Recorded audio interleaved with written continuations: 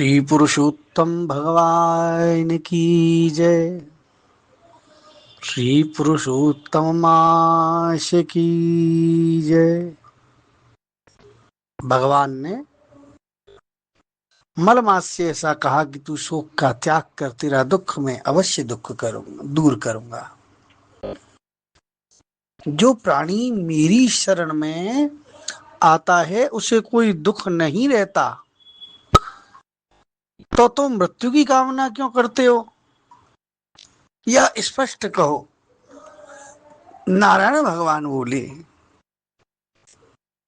और भगवान के ऐसे वचन सुनकर मलमास ने एक दीर्घ लंबी श्वास लेकर कहा, हे भगवान, आप आकाश के समान संपूर्ण विश्व में व्याप्त हैं।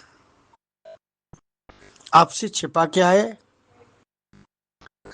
आप चर अचर सब में व्याप्त हो महाराज, सब में आप ही समाये हो।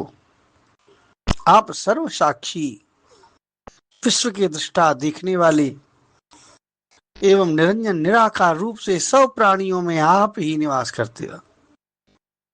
क्षण, लव, मुहूर्त, दिन, रात, पक्ष, मास आदि सभी अपने अपने स्वामी से आदेश पाकर सदा निर्भय आनंद मग्न रहते हैं।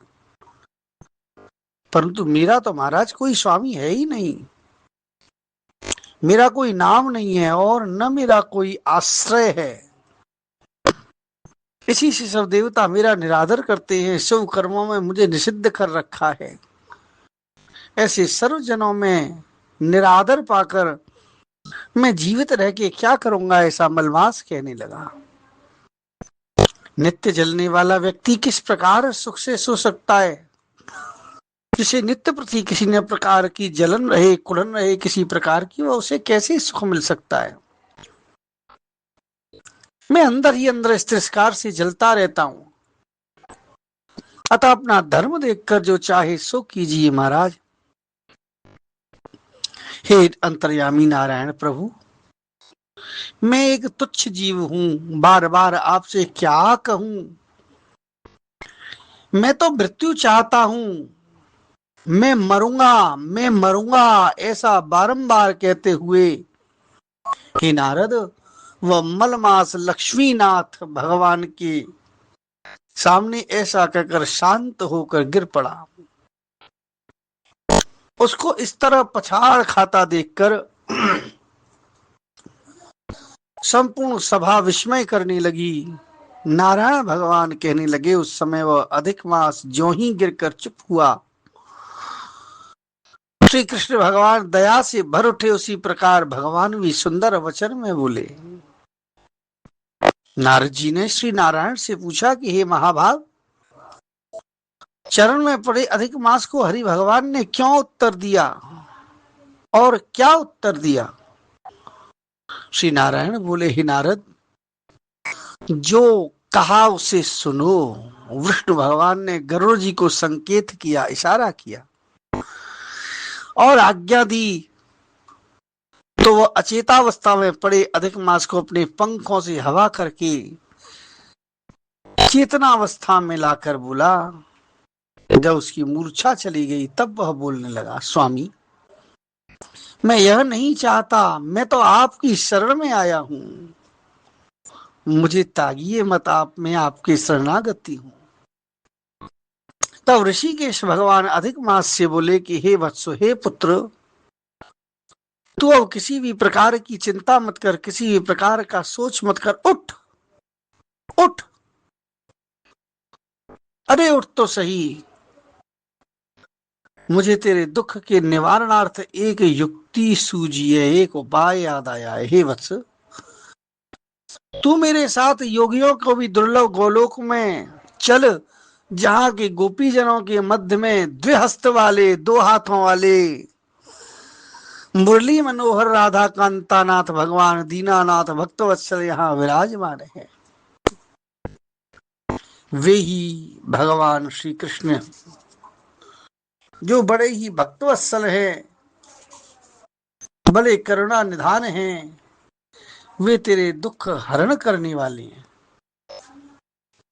वे ही तुम्हारे दुख भी दूर करेंगे। आओ पुत्र, हम दोनों उन्हीं के समीप में चलें। श्री नारायण भगवान इतना कहकर उन्होंने अधिक मास का हाथ पकड़ लिया और गौलोक में जा पहुंचे। ब्रह्मलोक की भांति गौलोक अवस्थित है, जो 3 करोड़ योजन में मंडलाकार है, जिसकी भूमि में तेज स्वरूप रत्नों से युक्त है। योगी जन इसे स्वप्न में भी नहीं देख पाते, बड़े बड़े योगी भी। केवल वैष्णव ही, जो कृष्ण के प्यारे हैं, जो गोपाल के प्यारे हैं, जो मोहन के प्यारे हैं, वे ही इस गोलोक में पहुंच पाते हैं। वह गौलोक धाम आदि मानसिक चिंताओं से, व्याधि, शरीर के रोगों से, जरा, बुढ़ापे से, मृत्यु और शोक रहित एवं अनगिनत मंदिरों से सुशोभित है, सजा हुआ है। उसमें कोई रोग शोक कुछ भी नहीं व्यापता उसमें रहने वाले लोगों को। गोलोक के दाई ओर ही शिवलोक है, वहां भस्म रमाए सर्पों का यज्ञोपवीत धारण करने वाले भूत भावन भोलेनाथ अपने गणों के संग में रहकर महादेव शंकर की जय जय का घोष वहां गण किया करते हैं।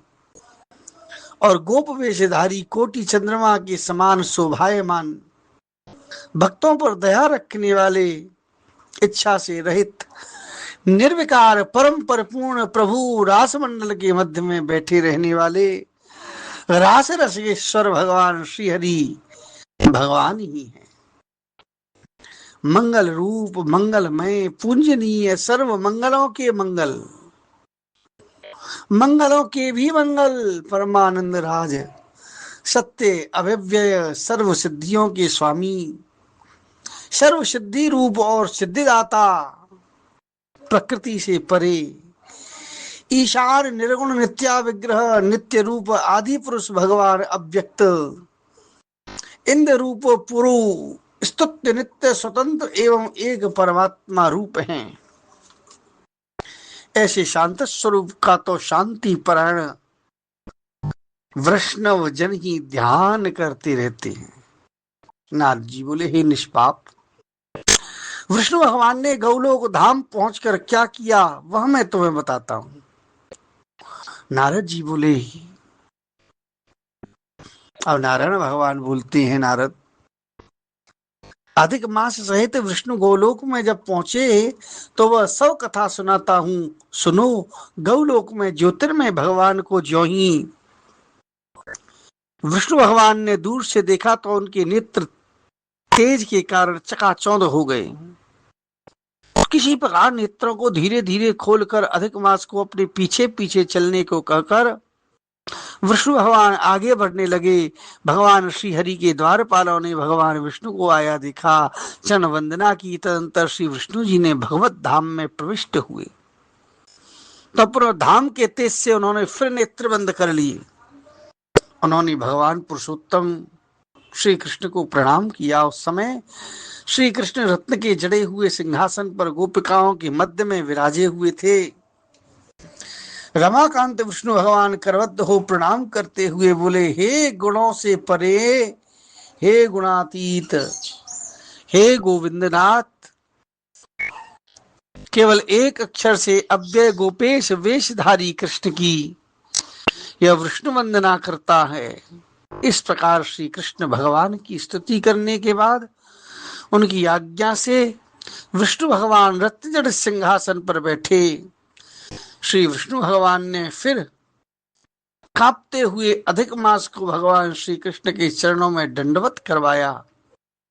इस प्रकार श्री कृष्ण भगवान के चरणों में अधिक मास से दंडवत किया और भगवान कृष्ण पूछते हैं, यह कौन है, गौलोक में कहां से आया है और इसके रोने का क्या कारण है। बोलिए श्री कृष्ण कन्हैया लाल की जय, पुरुषोत्तम भगवान की जय, पुरुषोत्तम मास की जय, श्री पुरुषोत्तम भगवान की जय।